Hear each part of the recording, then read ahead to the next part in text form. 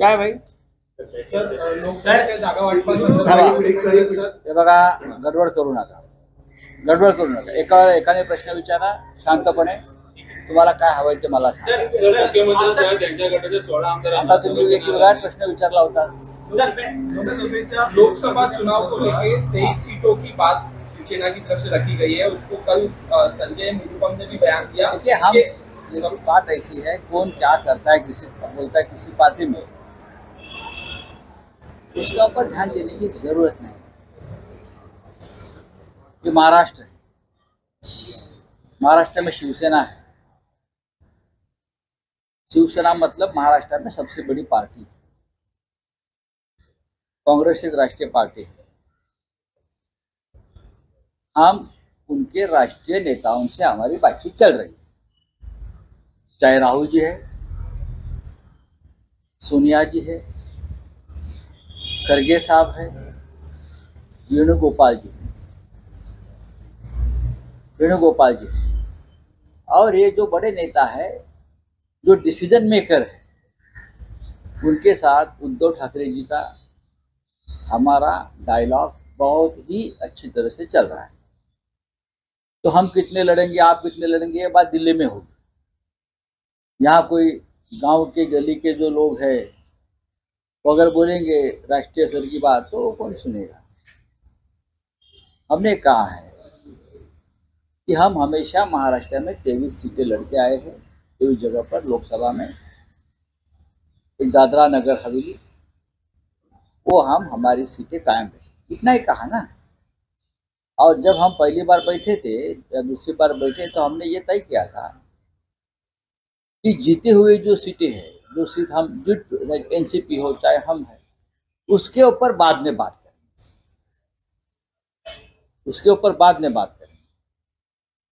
तो उसमें कांग्रेस आती ही नहीं ना. कांग्रेस ने सीट ही जीती नहीं है महाराष्ट्र में. तो कांग्रेस से शुरुआत करनी है जीरो से महाराष्ट्र. तो फिर भी कांग्रेस एक हमारे लिए महाविकास आघाड़ी में एक बहुत महत्वपूर्ण हमारा साथी है. और हम कांग्रेस, एनसीपी और शिवसेना सब मिलकर काम करेंगे. और हमें कोई तकलीफ नहीं है ना हमको तकलीफ है, ना कांग्रेस के जो दिल्ली के हाई कमांडर उनको तकलीफ है. तो बाकी क्या, यहाँ वहाँ कोई बोलता है तो कोई ध्यान देने की जरूरत नहीं. कम सीटें अगर मिलती है तो क्या आज बात किया तुम्ही सांगा. सर, मराठीमध्येच 23 जागा लढवणार आपण ठामपणे आधीपासून सांगत आहात. कोण आहेत ते? पण त्यांचं असं कोण आहेत ते? कॉम्प्रोमाइज करणं. कोण आहेत ते? मला आधी उत्तर द्या तुम्ही. ते जे बोलताय ते कोण आहे? त्यांना अधिकार आहे, त्यांच्याकडे काय पॉवर ऑफ अटर्नी आहे?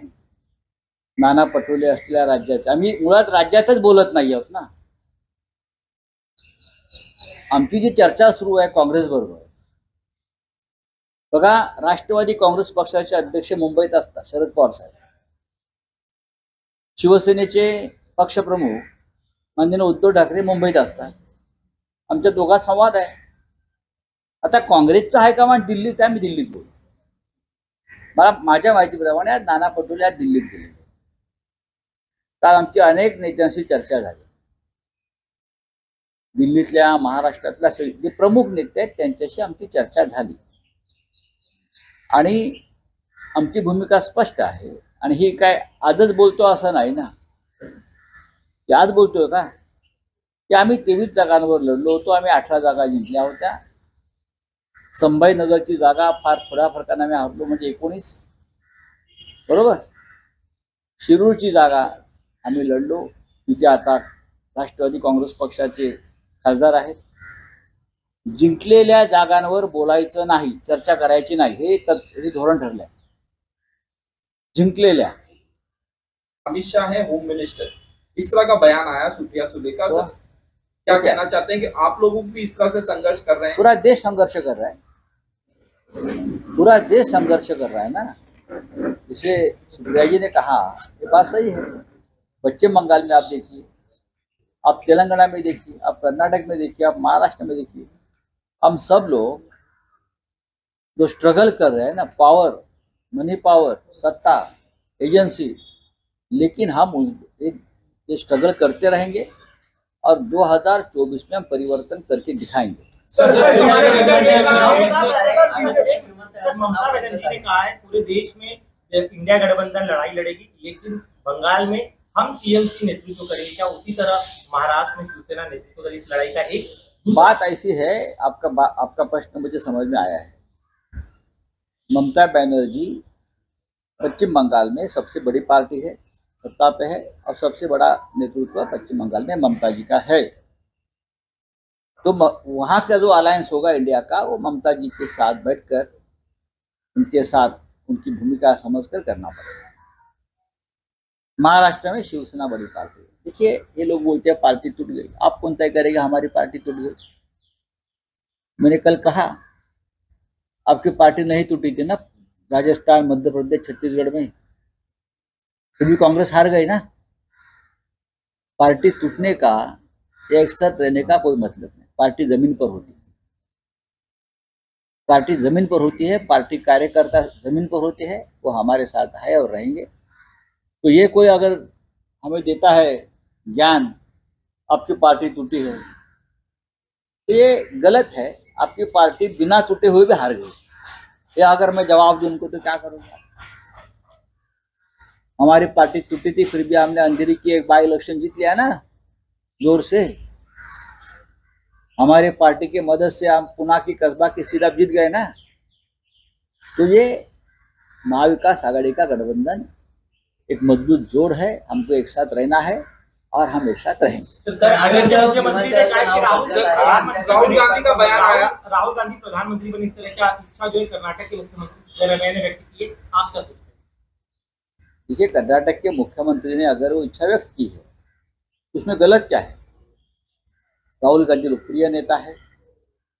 राहुल गांधी पूरे देश में जिस तरह से भारत जोड़ो यात्रा, भारत न्याय यात्रा के माध्यम से पूरे देश को जोड़ रहे, लोगों के मन में राज कर रहे, राहुल गांधी एक चेहरा है।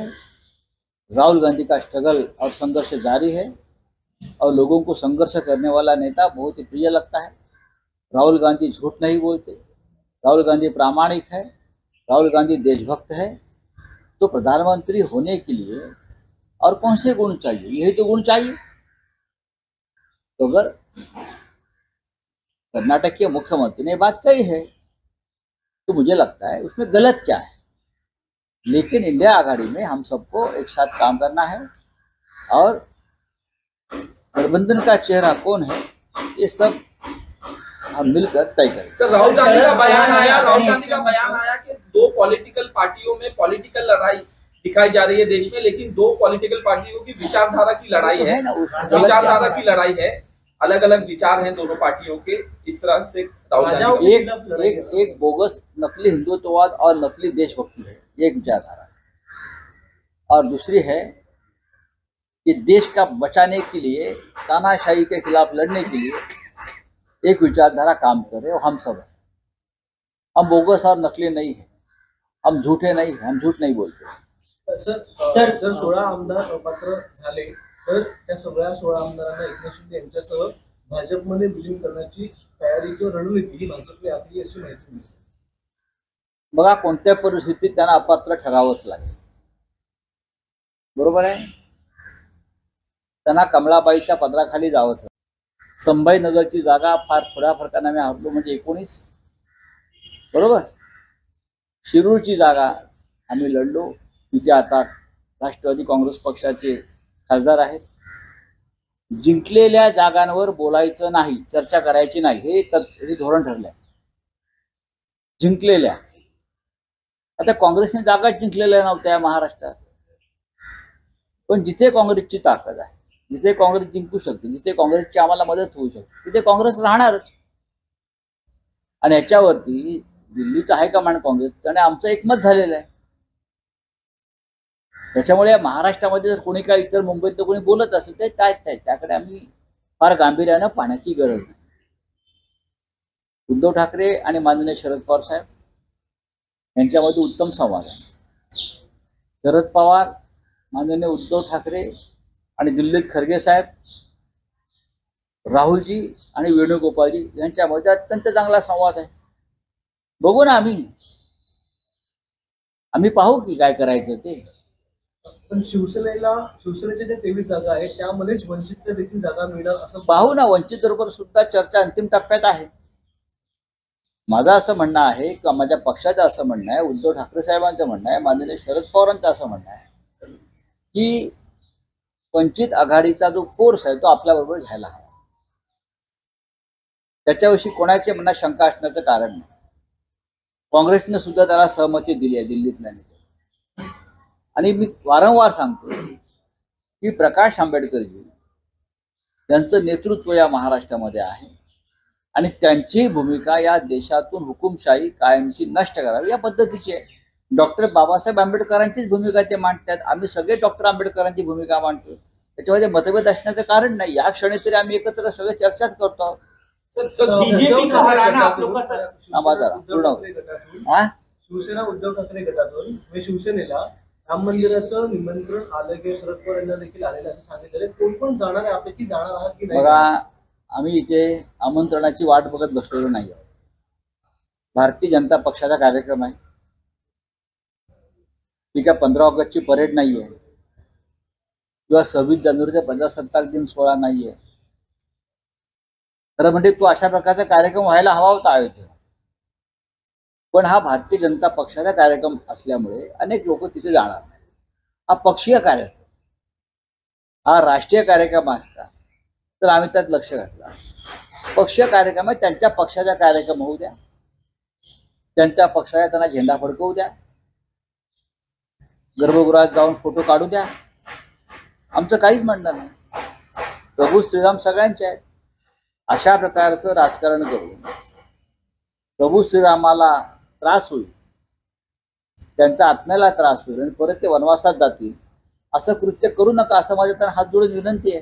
तुम्हाला निमंत्रण आलंय का? सुप्रिया सुले का बयान आया कि 2 चीजों के बीच में मैंने चुनाव किया, एक स्ट्रगल और दूसरा पावर. एक तरफ मेरे पिताजी हैं, दूसरी तरफ अमित शाह हैं, होम मिनिस्टर.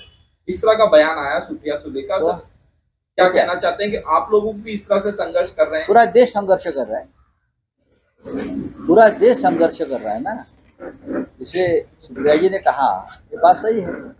पश्चिम बंगाल में आप देखिए, आप तेलंगाना में देखिए, आप कर्नाटक में देखिए, आप महाराष्ट्र में देखिए, हम सब लोग जो स्ट्रगल कर रहे हैं ना, पावर, मनी पावर, सत्ता, एजेंसी, लेकिन हम ये स्ट्रगल करते रहेंगे और 2024 में हम परिवर्तन करके दिखाएंगे. ममता बनर्जी ने कहा है पूरे देश में इंडिया गठबंधन लड़ाई लड़ेगी, लेकिन बंगाल में हम टीएमसी नेतृत्व करेंगे. क्या उसी तरह महाराष्ट्र में शिवसेना नेतृत्व करेगी इस लड़ाई का? एक बात ऐसी है, आपका प्रश्न मुझे समझ में आया है. ममता बनर्जी पश्चिम बंगाल में सबसे बड़ी पार्टी है, सत्ता विचारधारा काम कर रहे हैं, हम सब हैं. हम बोगस और नकली नहीं है, हम झूठे नहीं, हम झूठ नहीं बोलते. सर जर 16 आमदार पात्र झाले तर त्या सगळ्या 16 आमदारांना एकनाथ शिंदे यांच्यासह भाजपमध्ये विलीन करण्याची तयारी किंवा रणनीती ही भाजपने आपली अशी माहिती मिळते. बघा, कोणत्या परिस्थितीत त्यांना अपात्र ठरावंच लागेल. बरोबर आहे. त्यांना कमलाबाईच्या पदराखाली जावंच लागेल. त्यांच्याकडे दुसरा पर्याय नाही. हे शिवसेना वगैरे आमची सगळे झूट आहे, त्यांचं ती नौटंकी आहे. त्या नौटंकीची स्क्रिप्ट दिल्लीतून भारतीय जनता पक्षाच्या नेत्यांनी लिहिलेली आहे. पण हा सिनेमा आता पडेल. जानेवारीच्या पहिल्या आठवड्यापर्यंत हा सिनेमा पूर्णपणे कोसळेल. तेव्हा त्यांना तुम्ही म्हणताय, आमची तीच भूमिका आहे की त्यांना कमळामध्येच विलीन व्हावं लागेल आणि कमळावरचे भुंगे म्हणून त्यांना भुंगू करत राहावं लागेल कमळाभोवती. स्वाभिमान वगैरे सगळं त्यांचे शब्द, अभिमान, स्वाभिमान, हिंदुत्व हे झूट आहे. अजित पवारांचा गट असेल किंवा एकनाथ मिंधेंचा गट असेल, त्यांना भारतीय जनता पक्षाशिवाय चरणाशी बसल्याशिवाय दुसरा पर्याय नाही. त्याच्यामुळे ही जर ही बातमी तुमच्याकडून देत असेल तर त्या बातमीत तथ्य आहे. कारण शेवटी घटनेनुसार, घटनेतील 10व्या शेड्यूलनुसार त्यांना स्वतःला विलीन करून घ्यावं लागेल, त्यांचं अस्तित्व संपेल. सर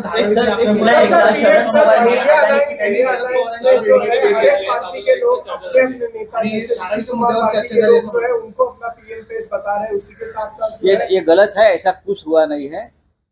कोई उत्साही कार्यकर्ता होते हैं कर लेते हैं। नीतीश कुमार जी ने खुद कहा है मुझे इस प्रकार की कोई आकांक्षा नहीं है।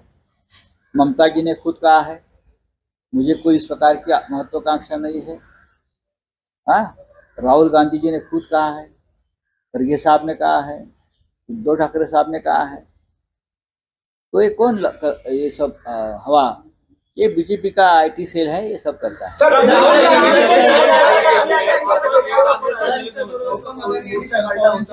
जो धारावीच्या पुनर्विकास प्रकल्प आहे त्याच्या संदर्भात मोर्चा काढला होता, आंदोलनाला खूप मोठा विरोध दाखवला होता, पण काल पुन्हा एकदा शरद पवार आणि एक तास त्याच्यामध्ये त्यांच्यामध्ये चर्चा झाली। तर कसं बघता शरद पवार एका बाजूला तुमच्या बरोबर देखील आहे, दुसऱ्या बाजूला यात काय संबंध काय, याच्यामध्ये महाविकास आघाडीचा संबंध काय? अडाणी हा काही कळीचा मुद्दा नाहीये। आम्ही धारावीच्या प्रकल्पातल्या ज्या अटी आणि शर्ती आहेत त्याला विरोध आहे आमचा। कोण कोणाला भेटतंय याच्यावरती महाविकास आघाडीचे भविष्य नाहीये। माननीय शरद पवार आणि गौतम अडाणी यांचे फार जुने संबंध आहेत। ते कोणत्याही प्रकारचे असू शकतात, ते सामाजिक असू शकतात, राजकीय असू शकतात, औद्योगिक असू शकतात, विकासाच्या दृष्टीने असू शकतात। त्याच्यात तुम्हाला एवढं चिंता करण्याचं कारण काय? ते काय आज प्रथमच भेटत नाहीत ना, अनेक वर्ष भेटत आहेत। पण आमचा धारावीला जो विरोध आहे त्यांना देण्याला, तो ज्या पद्धतीनं सरकारनं अध्यादेश काढलाय त्याच्यामध्ये संपूर्ण मुंबईची लूट आम्हाला दिसते। त्याच्यामुळे हे आमचं कर्तव्य आहे, मुंबई वाचवणं, महाराष्ट्र वाचवणं। आणि शरद पवार साहेबांना सुद्धा ज्या अटी शर्ती निर्माण केल्या त्या सुद्धा मान्य होणार नाहीत। ते सुद्धा सच्चे महाराष्ट्र भक्त आहेत। चला